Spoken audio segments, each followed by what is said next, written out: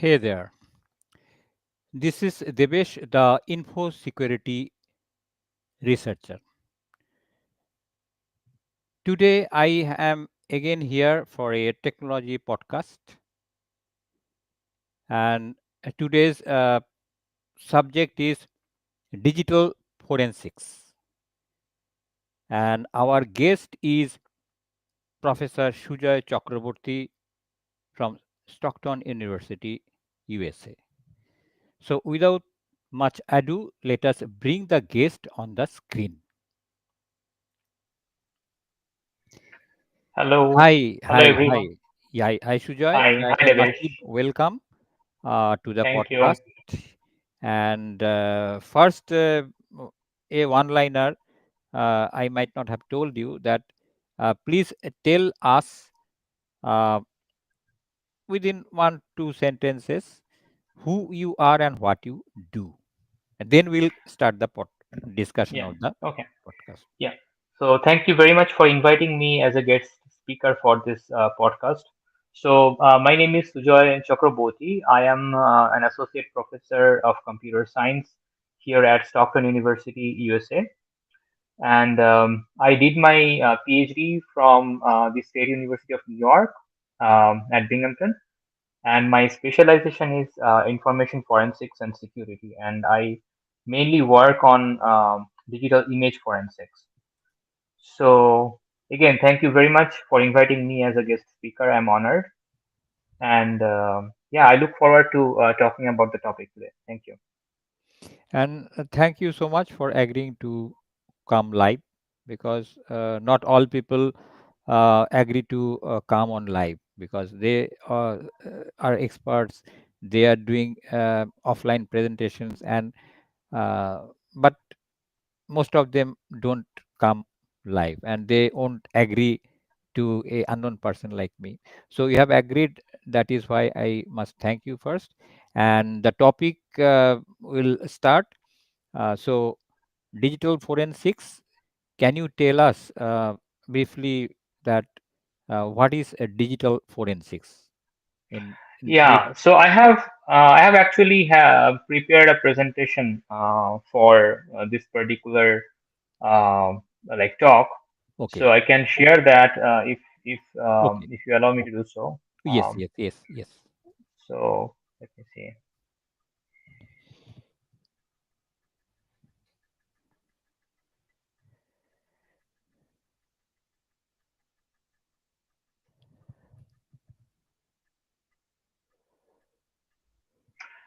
Okay, Okay, so what I plan to talk about today is I'll give a brief overview of the field digital forensics as a whole, like what is digital forensics, and what are the different aspects of it, and then slowly I'll start talking about a specific branch or division that comes under digital forensics, okay, uh, which deals with more on visual data, which is what we call digital image forensics, and okay, that is also my area of research.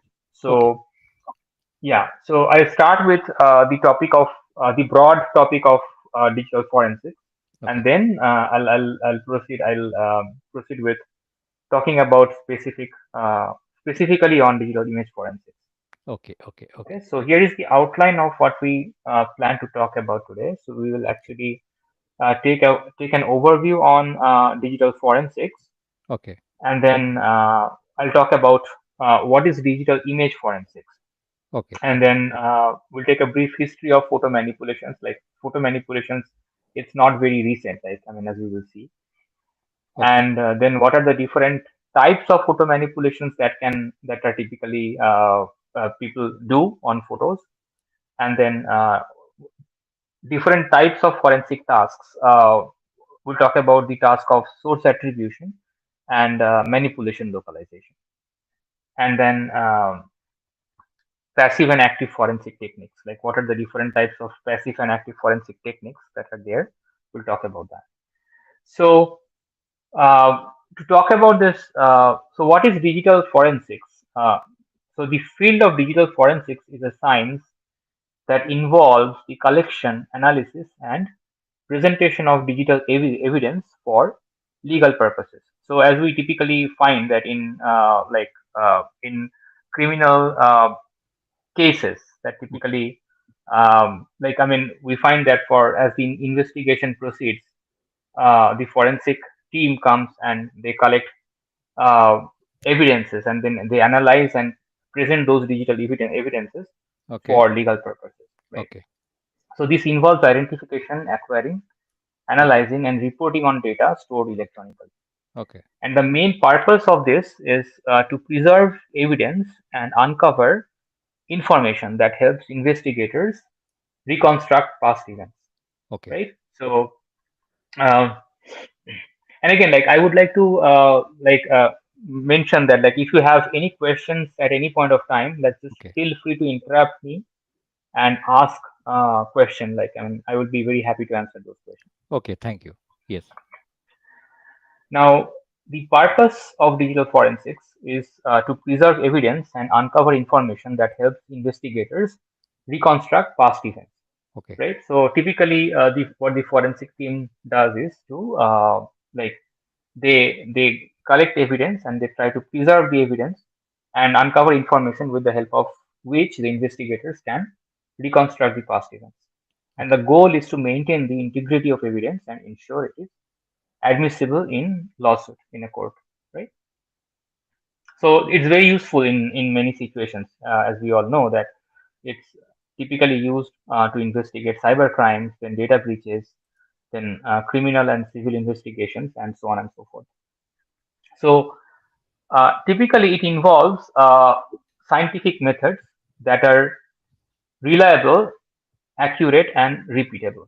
Right. So, for example, so typically these methods has to be very reliable and accurate, right, to make a proper judgment on any lawsuit, and repeatable in the sense that it can be reconstructed, like if at all it is necessary um, for a lawsuit, it can be that process can be repeatable to reconstruct uh, the evidence, or if it needs to be provided in the court. And then it also involves documentation, which includes documenting the chain of evidence and procedures for documenting the conclusion of the analysis. Okay. So sometimes when I So start, it also typically sometimes. it involves examining data Yes. from computers, then hard drives, mobile phones, and other storage devices. So uh, typically what we find that, like, in any crime scenario, like, electronic evidence is a very key component for investigation, right? So that's the case in almost every criminal activity. So digital forensics support is crucial for law enforcement agencies in practically any investigation that typically we come across in our daily life. Or yeah. So now the Oh, question yes. is, yeah, the question is, so you had a question, Debesh? Yes, yes, this one actually. Like when whether digital forensics and computer forensics, and I mean, what is the difference? Is there any difference? Right, right, right. So the term digital forensics was originally coined as a synonym for computer forensics, but now it has expanded its meaning, and now it means all the, like, in it covers more broad area of, like, practically it covers any device that can store digital data. Like, this includes optical and magnetic drives or network drives, like digital cameras and smartphones, and so on and so forth. So all these, practically any digital device or any storage media comes under this scope of digital forensics. Not only computers. Now, why is this important? So digital forensics is important because it helps us to solve crimes, right? So it's a crucial component of law enforcement investigations into cyber crimes, identity theft, financial scams, and more. Now, it also helps us to prevent cyber attacks, right? It helps to anticipate and counteract future attacks by analyzing the digital footprints left behind by criminals, by cyber criminals. it also helps to maintain cybersecurity, right? So it develops we can develop more robust security measures to prevent cyber attacks, right? Then comply with regulations. Typically, we'll find that in organizations, right, digital forensics provides the detailed information needed to comply with regulations around data breaches and security incidents. Typically, this is for enforcing regulations in organizations. This is important, right? Now, protects corporate interests, as I was mentioning, that it can help to identify and protect intellectual property and determine the cause and extent of data breaches. And solve cold cases means for cases where maybe the evidences are like when the evidences were collected, they were not very strong evidences, or maybe proper evidences where um, it was not possible to collect at that point of time due to lack of tools or something. So, new tools and techniques in digital forensics are making it possible to revisit those old evidence and recover evidence that was previously missed. Okay, so which is why it's also very important. So just a minute. Before Yeah. that, that cold evidence. Suppose a Right. hard disk which is found in a suspicious case after say 5-10 years. So that Mhm. you mean that type of thing that it has been recovered Right. say, underground or somewhere Right. which was Right. having some chances of um, uh, getting it destroyed the data. Right. That type So of thing. maybe the data has was corrupted in some way, or like for whatever reason, the data could not be retrieved at that point of time when the device was discovered. But now there could be sophisticated techniques that are now available, with which we can retrieve the data that is present there. And if that could be done, then like we can just reopen that case, and like we can proceed with the investigation, right? So solving cold cases where uh, the previous evidences could not be retrieved, they can be retrieved with new tools available, right? Okay. Now, the investigation process in digital forensics, so there are different stages to it. So it involves identifying potential sources of evidence, right? So this stage involves understanding the nature of the incident and establishing the boundaries of the investigation. So these are the different stages in the forensics process that I'm talking about now. So first stage is the identification of potential sources of evidence, and the second stage is collecting physical and digital evidence. So this is a critical stage, like where the forensic investigators must be careful and precise to ensure that all possible evidence is collected.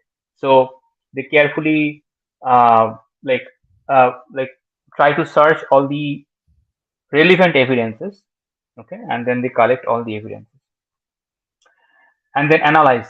Analysis is also very important.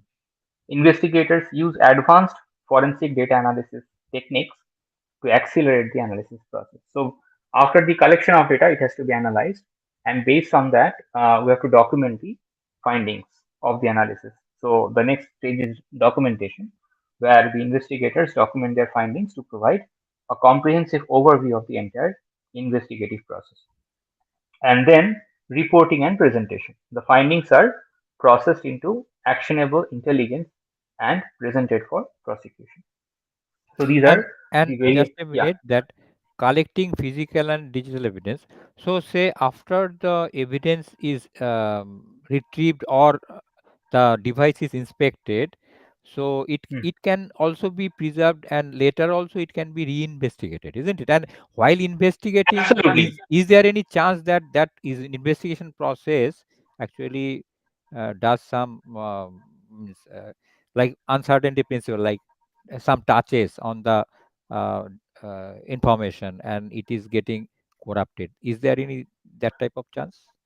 I mean, at the time of investigation, if is there a chance of corruption of the data? Yes, yes. I mean, like it can happen. Like I mean, again, like these are electronic devices, and there is no guarantee that it will always work uh, properly. But I mean, I mean, there is no deliberate attempt by the Yes, investigator, right? yes, So yes, yes. that part of uncertainty is always there in Yes. any activity we do, right? So, I mean to say, but if say a investigation, one investigation is done by one group, and say after that another investigation is done by another group. So the second group is not getting the raw one. It is the means device which is already touched. Means while getting the scan and other things, it is somehow it is touched by the first group. So that means some information will be whatever minute it is, it will be. no, I mean, if you think that it is a fingerprint by because the investigators are touching the device and thereby it is getting the fingerprint is destroyed, so they will take proper measure to ensure that the fingerprint is intact, right? They will probably wear glasses like gloves and all while dealing with that. So there are proper mechanisms in place to preserve those evidences if it is required by the subsequent group who will be doing the investigation, right? Which Okay. is why these techniques are, as you can see, that earlier I talked about that is it has to be repeatable, right? Repeatable. Yes, As you yes, can see, accurate and repeatable, yes, yes. That is important. right? Very important. Right, right, right. Okay. So yeah. Y- So I was Yes, talking yes. about The this. process. The Right. process. Yes. Yes.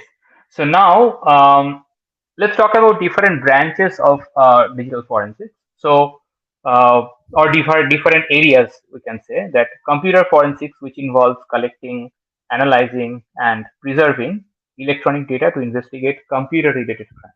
Okay, so that is computer forensics.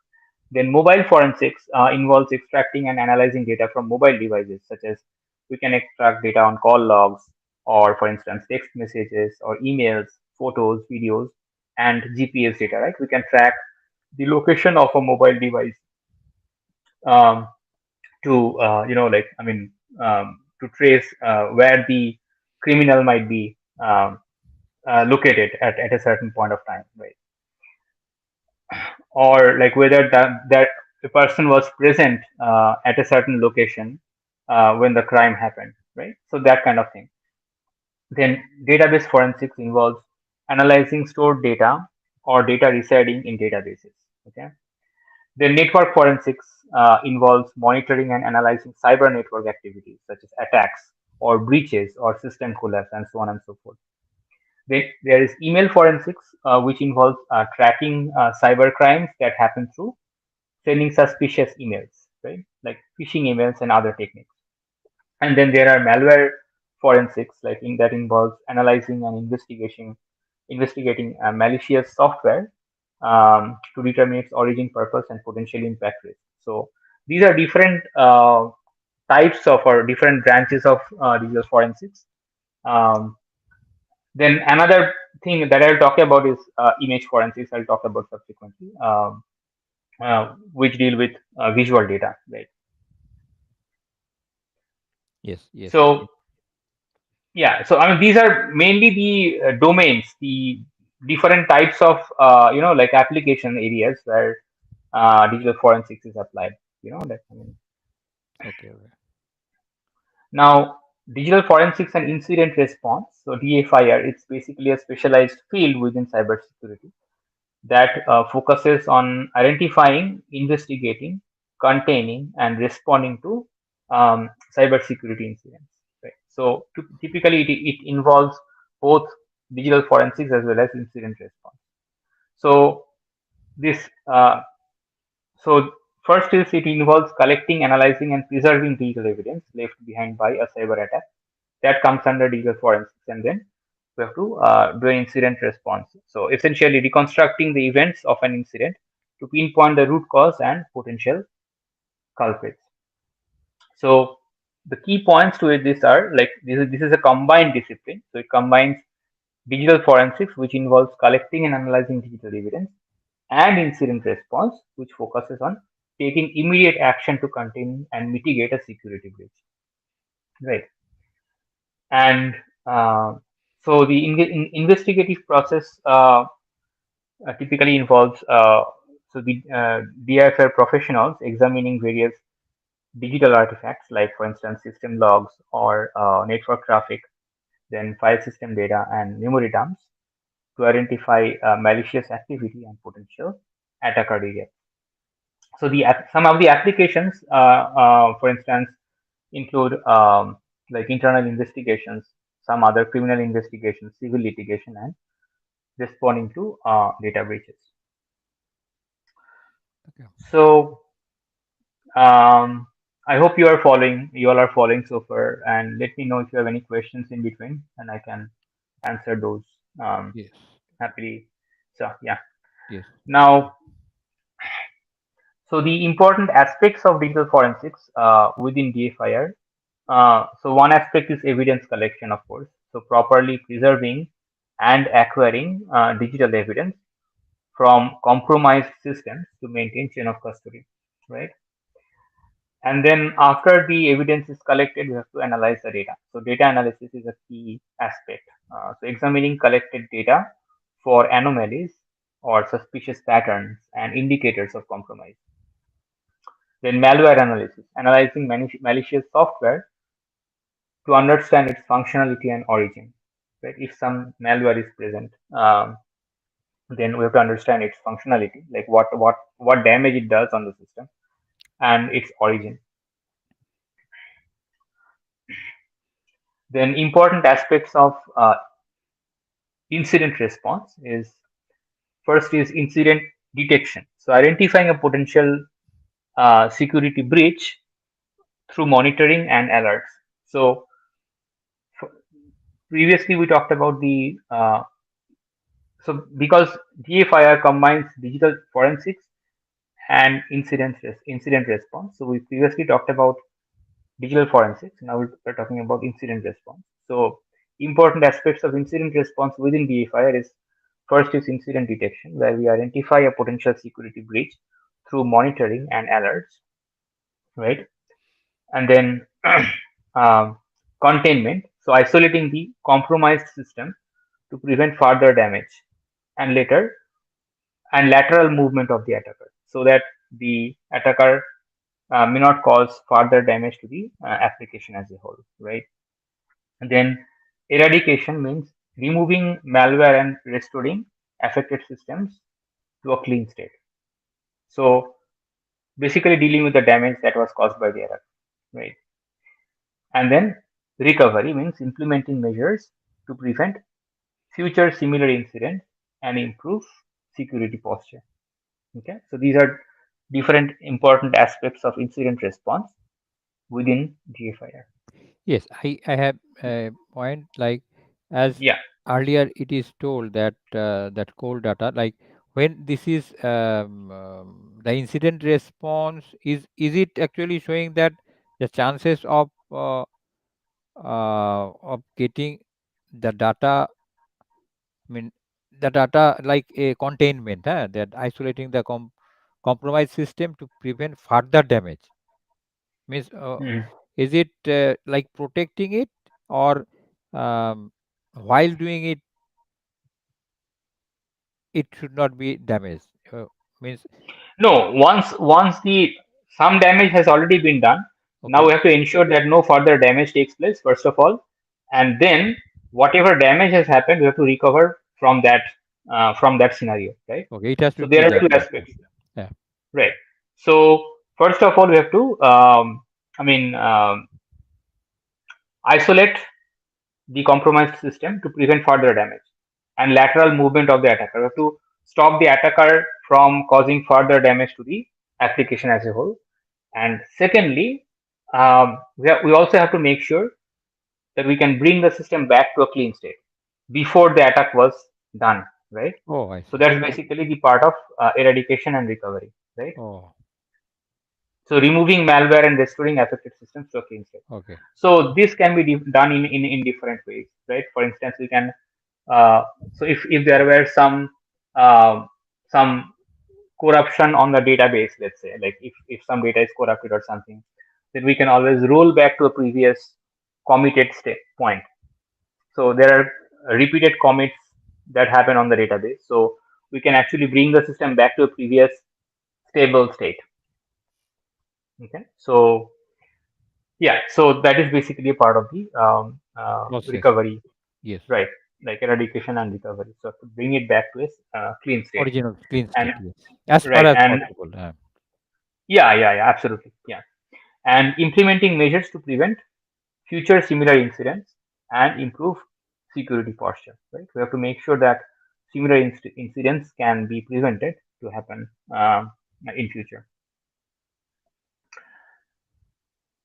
So now Yes, this is you a might good wonder, point. like, Yes, yes, this is a yeah, good point. Like some which people, yes, students will be interested that Mhm. what backgrounds I need to have to say come to Huh. this topic, and if I want to specialize or get, yes, yes, Mhm. please, Now, I was looking through this. I mean, this is only a subset of. There are many other backgrounds also.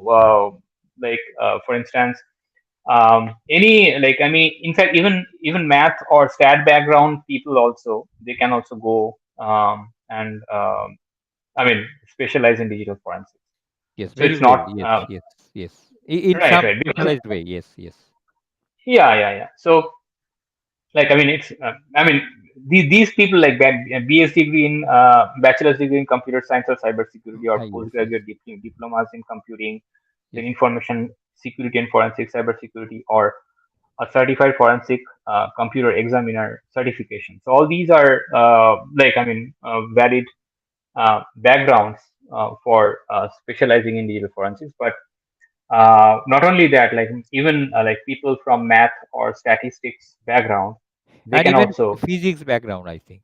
absolutely. I was also thinking about that. Yes. So even physics background also, they can also Physical sciences, exactly. the people who are in more to math, statistics, and mathematical concepts, Right, right, right, and right, they have a knack, right. so they can switch. Exactly. So you have knack, or like affinity has to be there. Like Yes, some passion or some interest has to be there, yes, and yes, yeah. So there is no bar of any background. Even people from arts who are inclined to math or yes, yes, physics or yes, yes, statistics, yes, they yes, can yes, also go. yes. So that's perfectly fine. Yeah, they can also pursue it there. Yeah. So with that, I will now move into the topic of digital image forensics, which is you can think about it as a subdivision, or like a part of it. It comes under digital forensics, but it focuses on a specific area which deals with visual data, right? So we have seen that like technology has progressed enormously in recent times, right? We have like multi-core processors that can run billions of instructions faster than ever before, right? And digital camera industry is certainly no exception to it. And we nowadays have like very high resolution sensors that are present in cameras, right? Even in our smartphones, or like the modern digital cameras that we see, they're equipped with many um, modern sophisticated features, right? And high resolution sensors, and um, sophisticated image processing systems that are capable of producing visually appealing image, like with image stabilization and so on and so forth. So, and most importantly, these devices are available at an affordable price tag, right? So typically, images are being captured in enormous volumes, needless to say, right? So as I mentioned, so these digital cameras and smartphones are packed with features and equipped with sophisticated high resolution sensors. And so images and videos or visual data are being captured and diffused over the internet in enormous volumes, right? And also there are many advanced technology that are available to us in the form of sophisticated image editing tools, like for instance Photoshop, or GIMP is another application. There are numerous other applications. Pixlr is one. There are many other online applications as well, Okay, with which you can very easily manipulate manipulate. photographs, right? Photographs or videos.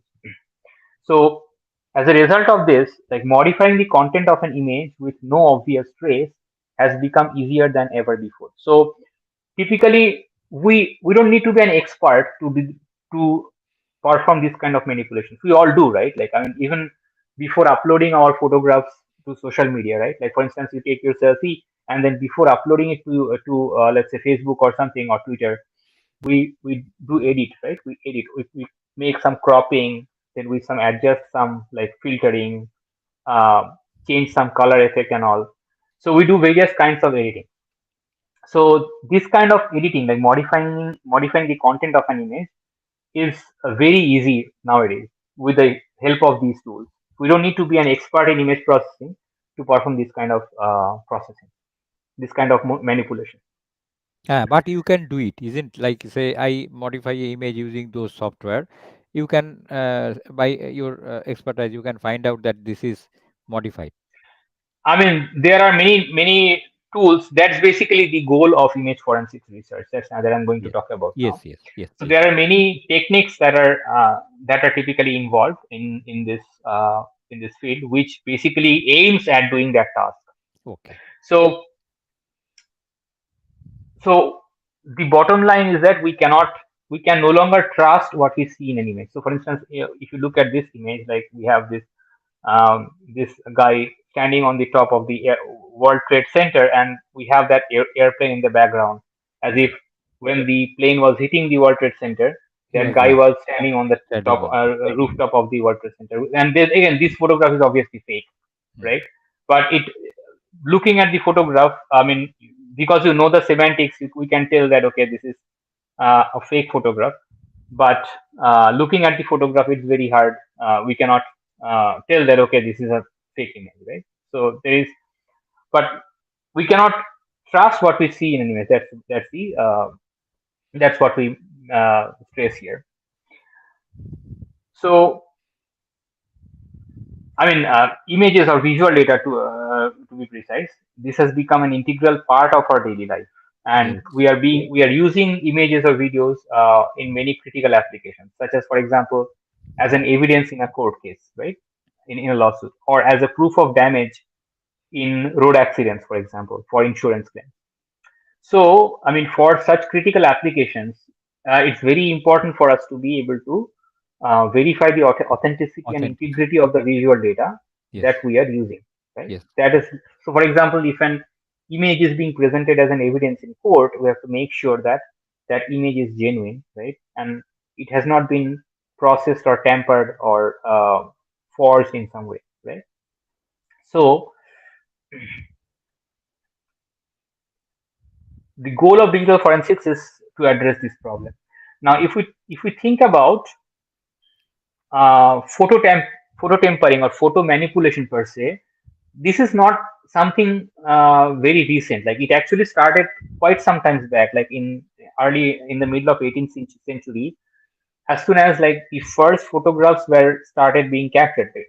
Soon after the first photograph was captured with a camera, uh, people started manipulating photographs. So here is an example of a photo tempering that was I think it's in 18th or like close to 19th century. This is basic. I think this is General Grant standing in front of his troop on a horse, um, and this photograph was actually composed from three different photographs. So the body of the General Grant was taken from this photograph Horse. of him. No, so this photograph that what you see to the Okay. leftmost photograph, Okay. this is basically a composition of the three photographs to its right, as Oh, you I can see. see. I see. So the body of the horse was taken from the this photograph here. Okay. Then the background was taken from this one, Okay. and you can see that this photograph was zoomed in here, Oh, yes, yes, yes. and the Bigger. body of yeah, and the body of and the General Grant's like sitting on the top of the horse. The body of General Grant was taken from this photograph here, And or it only the face. The face, I suppose, not the body, or the face. maybe. And it is zoomed Right, out, means shorter. right.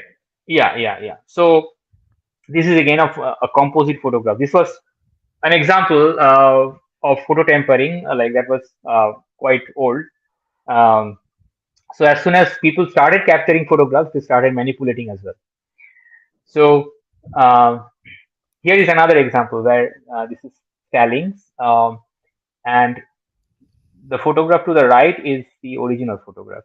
Okay, where we see this person here, but Okay. photograph to the left, it doesn't show this person anymore. So what he did was, like, maybe he had some, I don't know, like some possible confrontation with this person or something.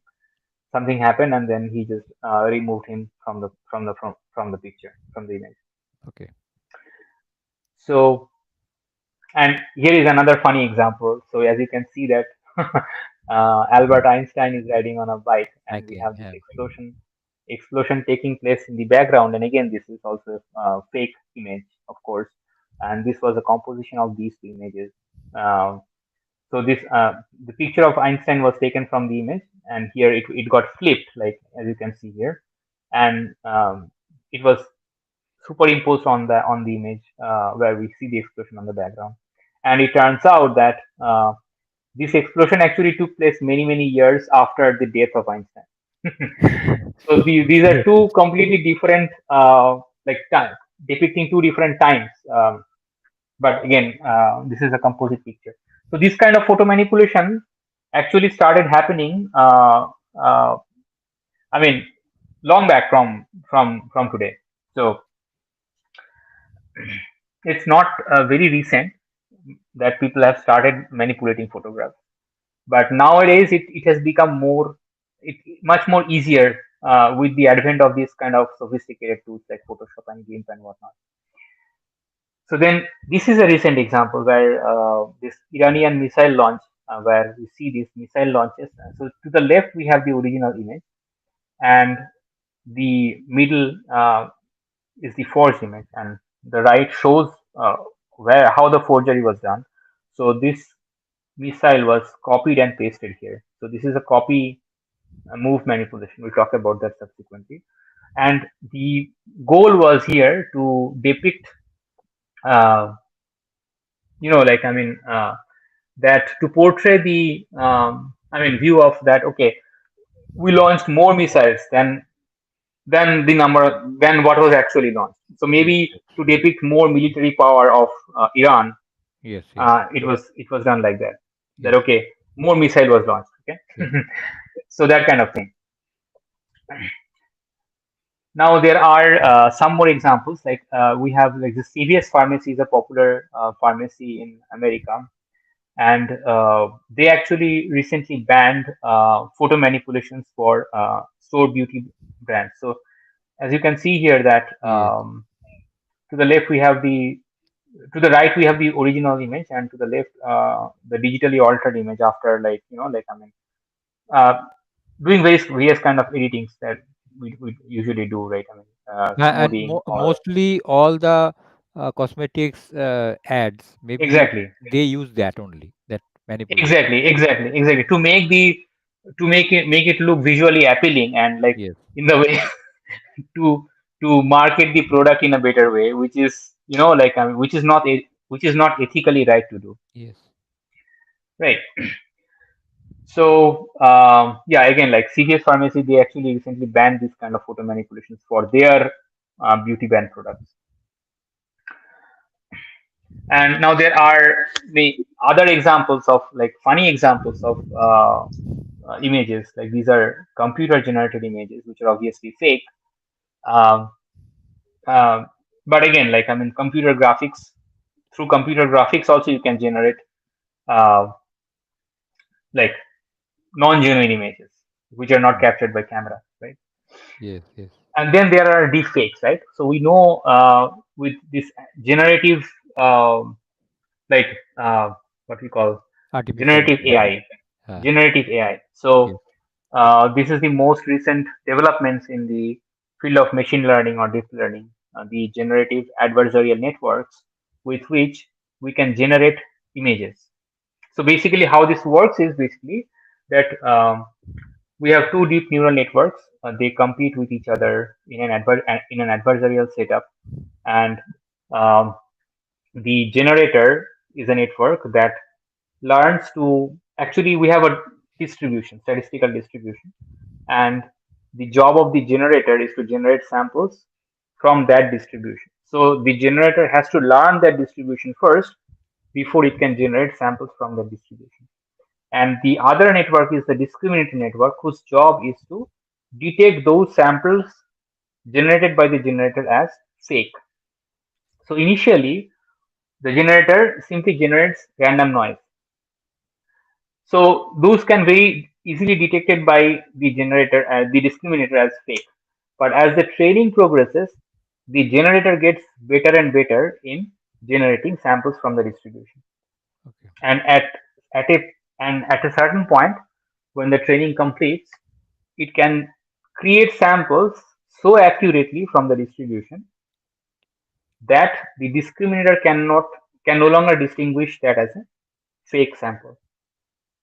So that is basically when the network is trained, the generator can generate samples perfectly, which is what we see here, that these kind of fake faces of persons. So these are all generated by like generative AI or generative adversarial networks, which are called deepfakes. So again, like these are all fake images, of course, and these kind of deepfakes are also now like abundantly available on the internet. Yes.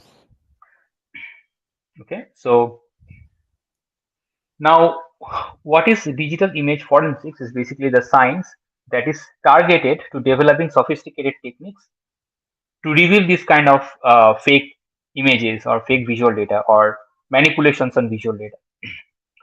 So typically, like as I mentioned earlier, also that the visual data like images and videos are being used in many critical applications, such as, for instance, in lawsuit or as proof of damages in insurance claims. So it's critically important for us to verify the authenticity and integrity of the visual data before we can actually use them in critical applications. So the goal of digital forensics is basically to develop those kind of techniques, sophisticated techniques, um, to verify the authenticity and integrity of visual data. Now there are different types of manipulations. So some common type of photo manipulations involve. Let's talk about them now. So one is copy move manipulation. So typically, copy move manipulation means you copy from one part of the image and paste to a different part of the same image.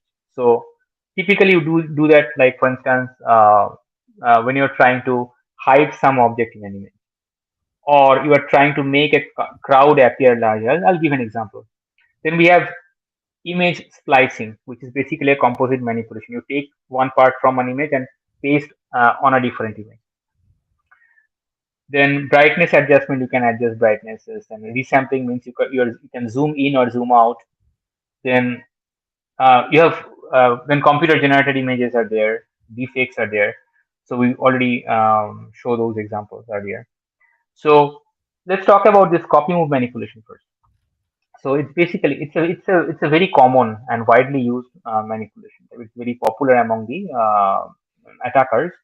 So typically, a block of pixels from one part of the image is copied and pasted to another part of the same image. And typically, the goal is to hide something in the image, some object in the image, or maybe um, to make a crowd appear larger, like the Iranian missile example that we showed earlier. So Hmm. that was also an example of copy move manipulation. So here is another example. So here we have this lioness. We copied from here and pasted over here, and just to make the crowd appear larger here, right? So another example is, for example, if we want to hide some object in an image. So here we have this vehicle, like maybe a truck or something, and we have copied some part of this bush and pasted over it to hide this object in the image, right? So this kind of thing. Then we have image splicing, which is again a very common type of manipulation. So this basically a process of making a composite image. So where we typically take one part from a different image and paste on another image, right? So maybe we can, let's say you take the face of a person, like the example of the General Grant sitting on that horse. That's an example of image splicing. which is what we call a composite manipulation, right? So a part of an object is copied from a source image and pasted to a different target image. So here is an example. So to the left, we have the original image, and to the right, we have the manipulated image where we have pasted um, the airplane from a different image. And this is again another example of splicing. This is again like this is not very recent. It was actually an old image. As you can see, it's a black and white image. Um, so it's showing ex-US president election candidate John Kerry and actress Jane Fonda. So again, like as if they are, it's portraying that they are sharing a stage or something. But again, like these are this is an example of image splicing. This is a like manipulated image. Then like brightness adjustment is often like images are often subjected to intensity modification, right? And sometimes uh, the purpose of the forger is to emphasize a portion of the image to modify its semantic purpose. So, for example, in some image, like let's say sometimes like in there are racial discrimination in, for example, in some parts of the world, and maybe in some images. There might be a person and you're making it darker to make him appear like a dark person, that kind of thing, to change the semantic purpose of an image. And it is often coupled with other manipulation types such as copy mover splicing. So you're copying from some other image, and then again like you're applying different type of processing, like for instance brightness adjustment or like contrast changing and something on that kind of thing. So these are called auxiliary forensic tools, which are capable of identifying this kind of uh, like uh, additional processings, like brightness adjustment, for instance, or contrast enhancement. So typically, for since these kind of processing, like brightness adjustment or something, these are often coupled with other types of manipulations like copy move or splicing. The detectors which reveal this brightness tempering, these serves as auxiliary forensic tools. So if we find that there are some, like I mean, if we have some tools to detect like brightness manipulation or contrast change or something, then we might suspect that okay, there was initially some manipulation applied to the image, and after that, to hide that manipulation, this kind of further like processing was applied, like the brightness was changed or the contrast was changed or something. So these tools, if they can detect this kind of brightness adjustment or contrast enhancement, they serve as auxiliary forensic tools. Now, resampling is another thing, right, where we typically change the pixel dimensions of an image. So it could be either downsampling or upsampling. So downsampling means this reduces the number of pixels, where upsampling means it increases. We are either zooming in or zooming out. Okay, and again, this is often applied after performing some basic manipulation tasks, um, like for instance, again, copy mover splicing, to make the image look more realistic. And then there are computer generated images, which we already talked about, like where Forger can generate images with computers that resemble real photographic images. And there are many graphic tools that allow them to do so. So, for instance, Bryce or Blender, Autodesk 3ds Max, 3ds Max. Again, that is also these are various tools with which we can create realistic computer graphics images, right? So, so forensic techniques we have to so all the forensic techniques that we that comes under digital forensics, they deal with this kind of detecting fake images or manipulated images. Again, deepfake is another, we already discussed about this. With the recent advancement of the deep learning techniques, like deepfakes are being generated in enormous volumes nowadays. So as you can see here that To the left, we have the real image, which is the face of a person, and you can do various things, various interesting things with this kind of techniques, deep learning techniques, is that you can apply the facial impression of one person on another person's face, right? Or another thing is that, like for instance, you take a painting or a photograph or something, and you apply the style of a painter, a famous painter, on that painting. Hmm. Like for instance, Van Gogh or uh, Da Vinci. Okay, their style you can apply on a different painting. Okay, so this kind of work also you can do with deep learning techniques. Okay. So here is an example where we see that to the left we have the original image of a person, and to the right we have a fake image where we have the the uh, the uh, the deep learning algorithm, the neural networks. They applied the facial impression of Nicolas Cage on this person's face, Oh, as you can see here, right to the right. In the picture to the right, we have the facial impression of Nicolas Cage has been applied on this person's face. that's So again, this is a fake image, and again, like we have to have techniques to identify this kind of deep fakes as well.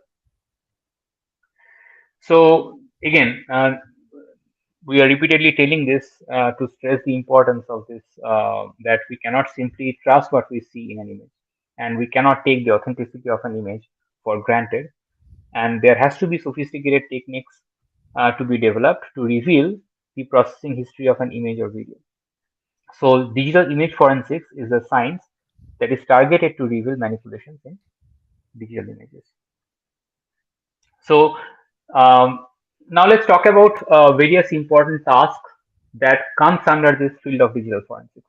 One is source attribution. So source attribution means what we typically also call this in a simpler term as camera identification. So typically, for instance, for whatever in a scenario, uh, let's say we typically, for instance, if for the case of copyright infringement, right? So we capture the digital camera of that person who did copyright violation or something, who are claiming against okay that my who has detected the copyright violation.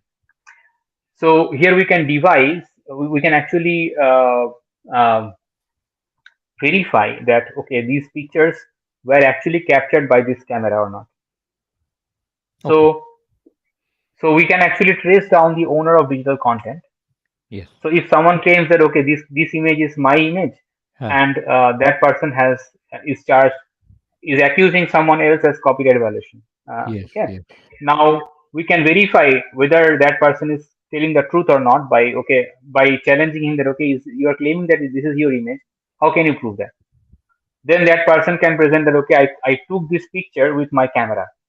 So how, and there are techniques for camera identification that can tell whether or not an image was actually captured by that device or not. So that's basically what we call source attribution, and this is extremely helpful to solve copyright infringement cases. And not only copyright, maybe say uh, even surveillance cameras also.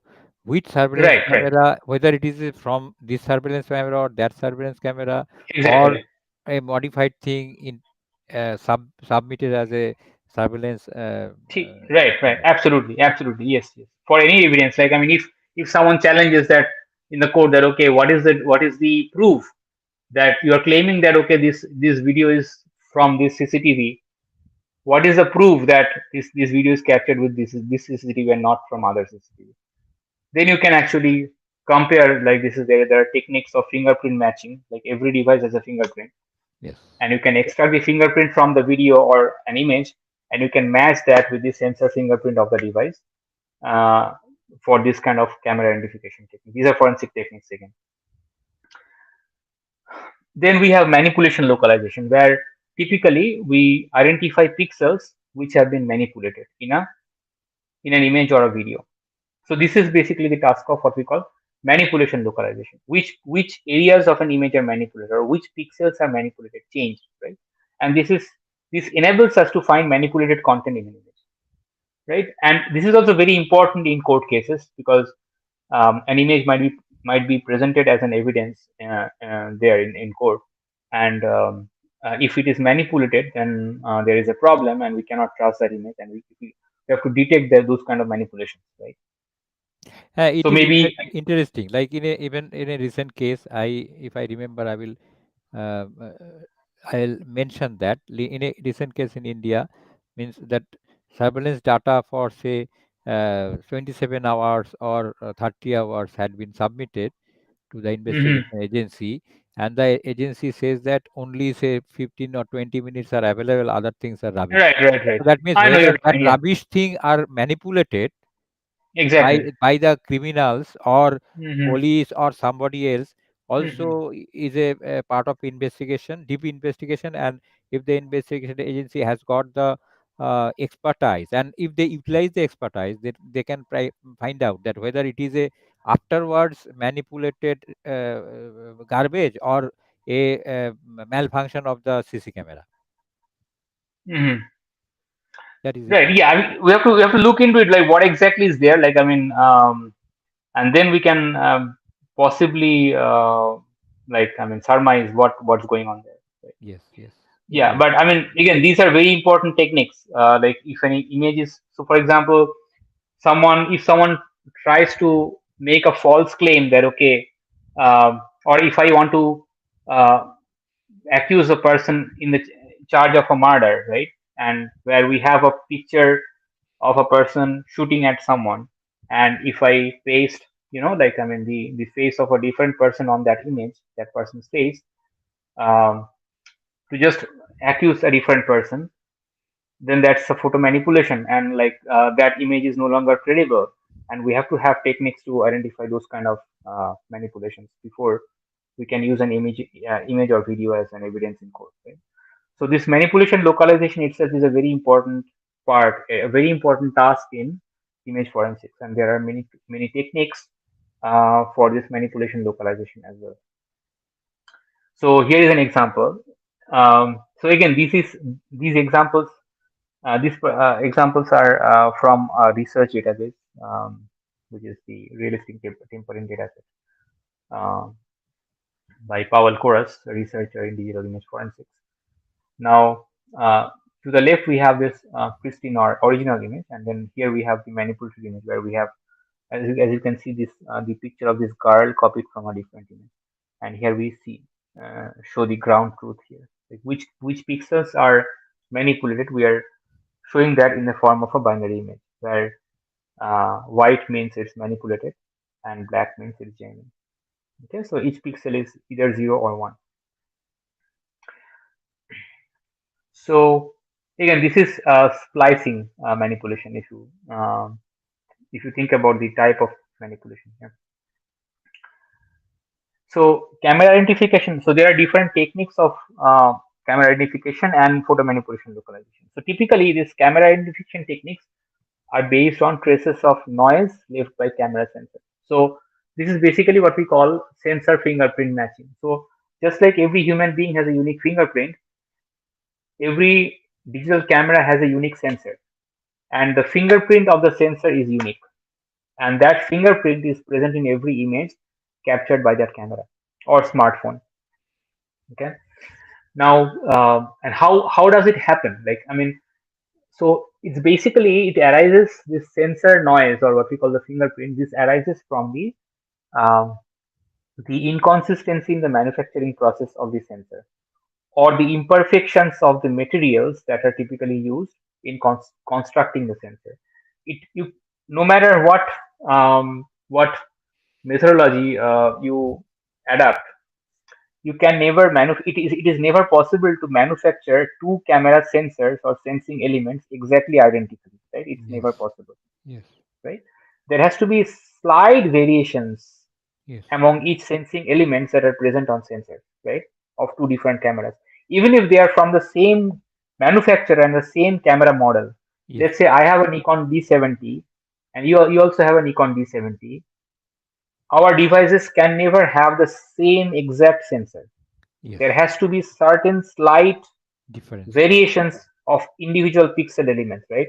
Okay. So What we have on a sensor is basically pixel elements which actually records the intensity of light, right? So even if you have the same source of light, where we have the same amount of illumination, same intensity of light is illuminating both the sensors, let's say, the actual intensity that will be recorded at each pixel location will be slightly different, right? From sensor to sensor, just because of the reason that two sensors are not exactly the same. Okay, Yes. and this variation is basically what we call the sensor noise, and this is a unique device characteristics which is present in every picture captured by the device. Okay, and so we can actually estimate the sensor noise or the sensor fingerprint of every every digital camera. Like it's every camera or smartphone or video camera or something. Any camera, any digital device we can actually estimate the fingerprint. How do we estimate? So we have to capture many images with that device, and from that we can actually with statistical technique of maximum likelihood estimation, there is a formula. We actually we can do that programmatically. I can also show that in a different separate podcast subsequently, if we can plan for that. Yes. Then Yeah. so we can actually estimate the fingerprint of of any device by capturing many images with the device, and then from each of those images, by the process of denoising, we can actually extract the sensor noise from each of those devices, and then we simply do a weighted average of all those sensor noise that were extracted from those individual images, and that gives you the reference of the estimation of the fingerprint. Now, for an unknown image for which you want to verify whether that image was captured by that camera or not, from that unknown image you extract the sensor noise, and then you compute a statistical correlation of the sensor noise from that unknown image with the fingerprint of your device. And if you find for a matching camera, the correlation will be high, and for non-matching camera it will be very low, even negative sometimes. So this is a very strong technology. Like I mean, it's a very useful technology uh, that are typically that were developed in the State University of New York, where I actually did my doctoral studies. In that research group, it was actually developed. Um, yeah, but this is a very widely used technique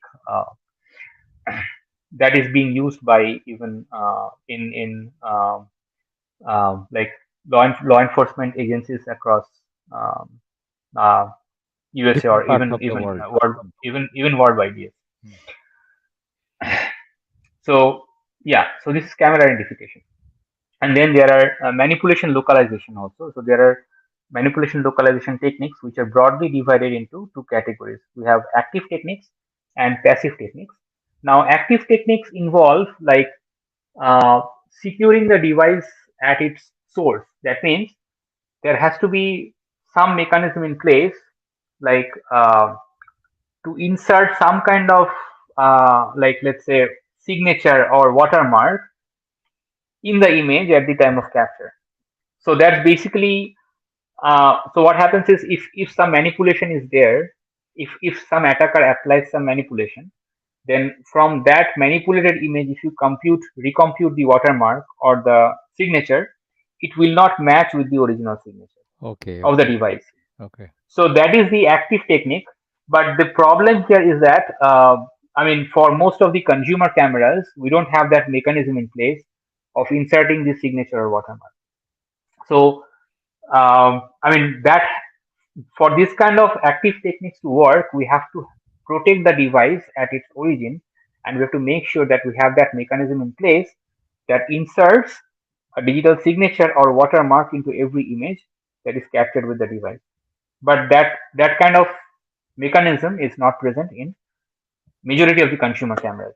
Okay, so if we try to have that kind of mechanism in place, it will unnecessarily make the device much more costlier. So we cannot do that, which is why active techniques are not very useful. Like they're theoretically you can make this happen, but still they are not practical. Okay, so this is the problem here, which is why you have to look for alternatives, and that brings us to the passive techniques. So these are basically techniques that Yes. look for inconsistencies in the artifacts inserted into an image at the time of its capture. So basically, if we look at the image acquisition pipeline, which we'll talk about sometime, not today, but maybe if we can plan another podcast or something.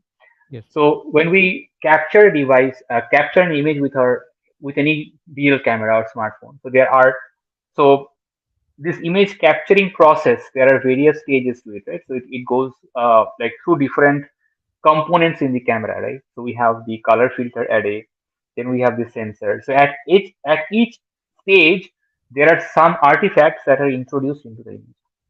So we can exploit those kind of artifacts to identify traces of manipulation.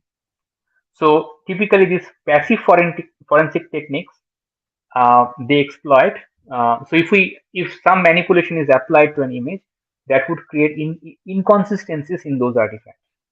And these passive techniques, they are more they try to exploit these kind of inconsistencies in the artifacts that are introduced into an image at the time of its capture. So, for instance, the sensor noise is one example here. Like, is one artifact that is introduced into the image, right? Sensor noise means the fingerprint of the device.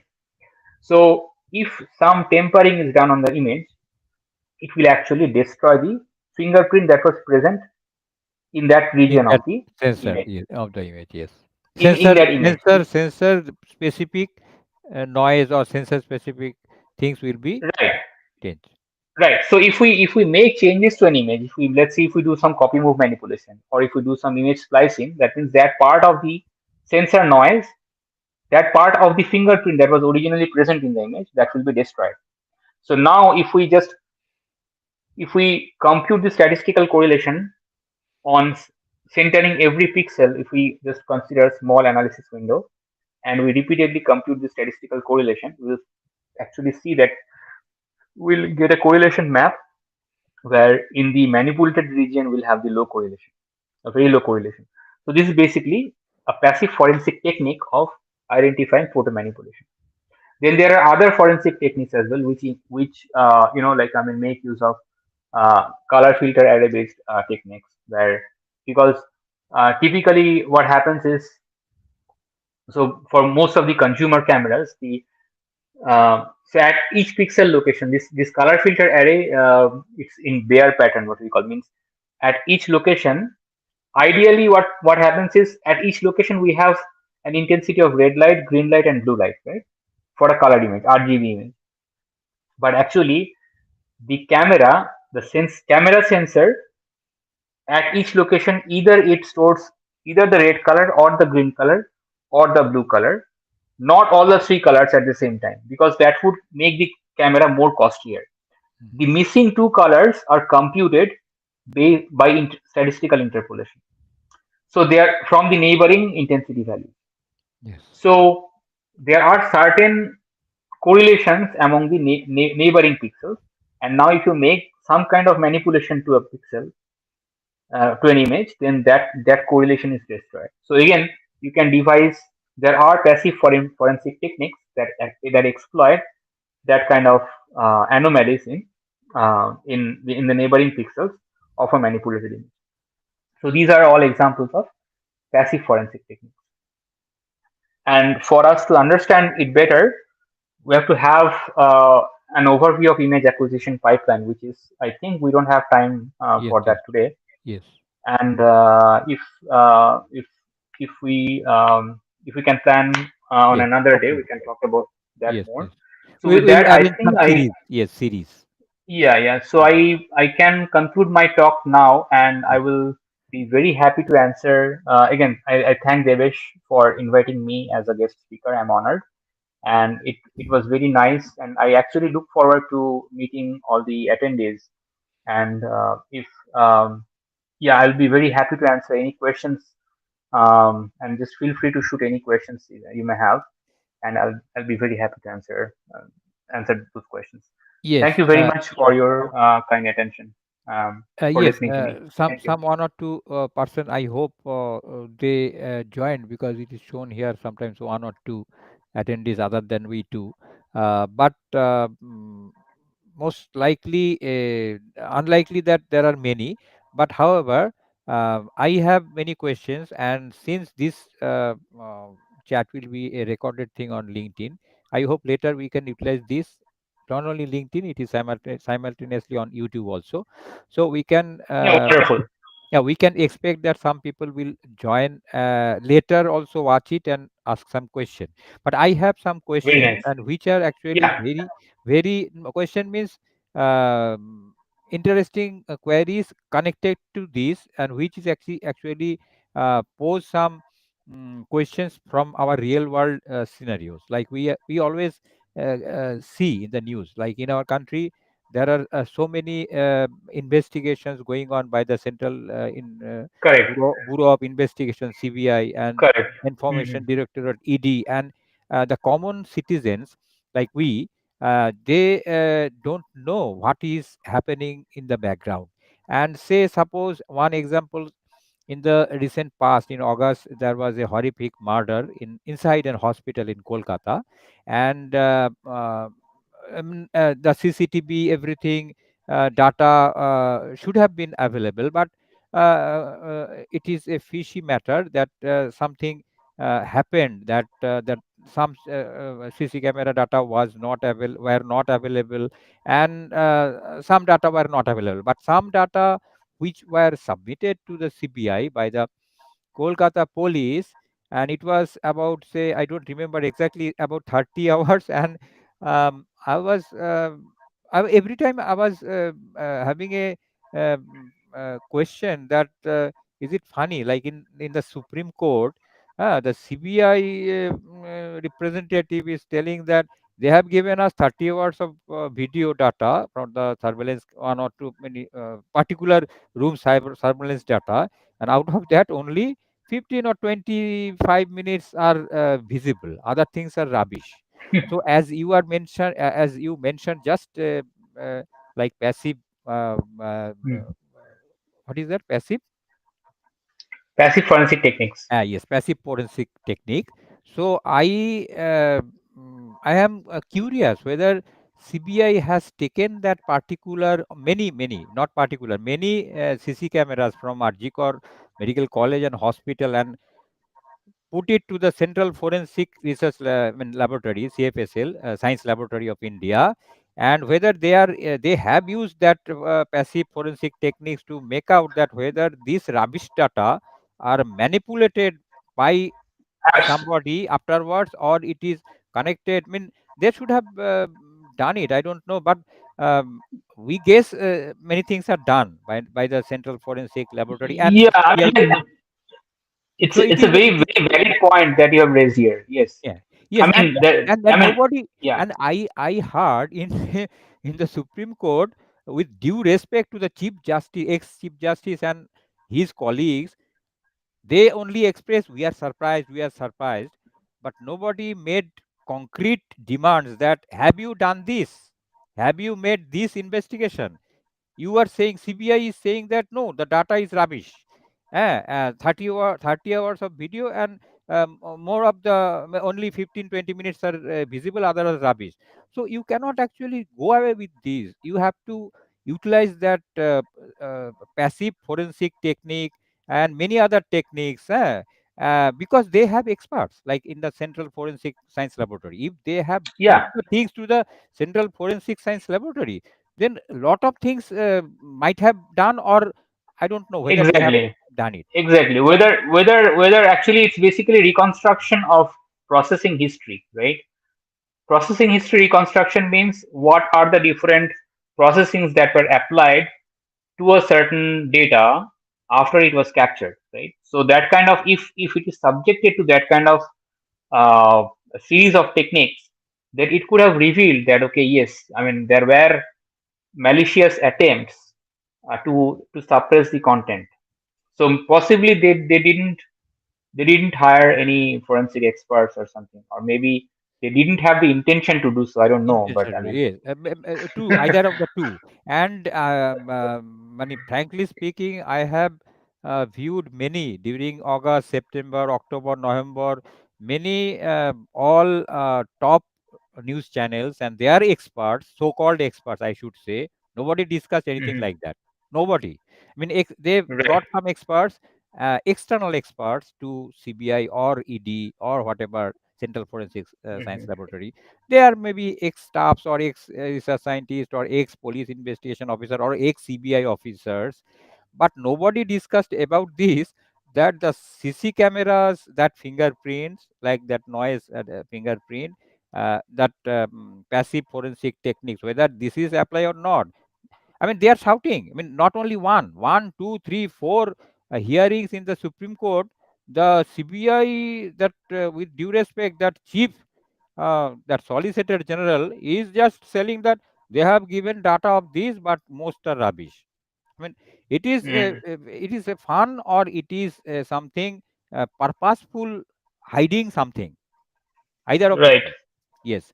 So Exactly. you have opened my eyes after I gathered some information from this, and I have intention to not only make a academic and more research series from you on this topic, but also other intentions to uh, like put to the public that what is done and what is to be done and what could be done. That also people should Exactly. know. Yeah. People should know. Sure. Yeah. So Absolutely. thank you so much for agreeing to come to expose yourself live, because it will be recorded and many people will dissect our conversation, and it may help somebody, it may annoy somebody, it may give some information somebody, but we are actually giving a science, and science cannot be Right. you cannot say that science is like conspiracy theory. Science is not conspiracy theory. Science is science, and it actually tries to find out the truth. And digital forensics is a tool, means is a technique, is a very wide subject, and which has got the power of dissecting what happened, and Right. what are the truths in the data, in the sensor, in connected to many things. So thank you Absolutely. so much, thank you so much. And if you have You're any very other welcome. point to mention at the end, you can please tell us. Yeah, yeah, thanks again, like, for inviting me as a guest speaker, and I'm really honored.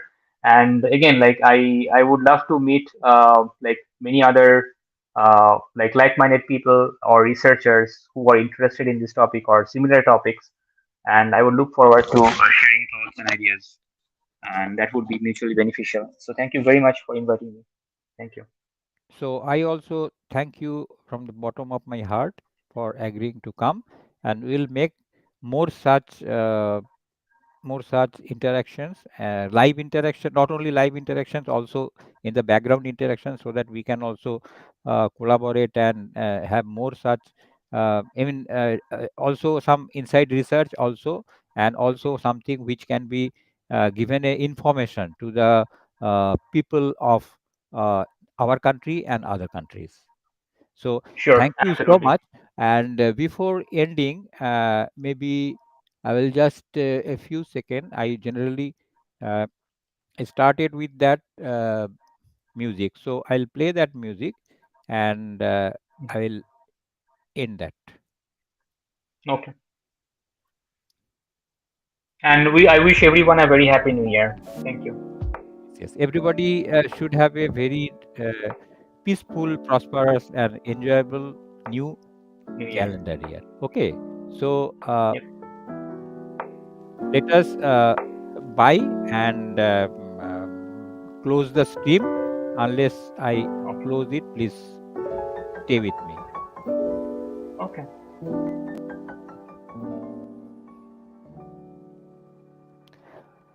What is that?